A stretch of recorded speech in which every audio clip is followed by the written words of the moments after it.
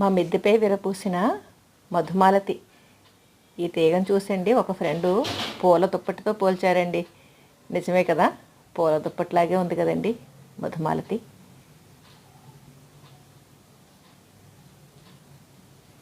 చక్కగా నక్షత్రాలాగా విచ్చుకున్న పూలతోటి మంచి సువాసన అండి, చాలా బాగుంటుంది. ఆవిడ కరెక్ట్గా చెప్పారండి, అచ్చం పూల దుప్పట్లాగే ఉంది. పేరుకు తగ్గట్టే చాలా అందంగా ఉంటుందండి మధుమాలతి. పెంచుకోవడానికి మనం పందిరి అందిస్తే చాలండి, ఇంకా చీడపీడలు ఇటువంటి ఇబ్బంది ఏమి ఉండదు.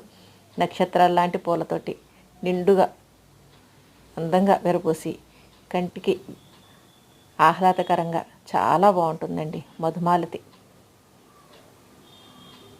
చీడపీడల ఇబ్బందులు ఉండవు. భలే బాగుంది కదండి.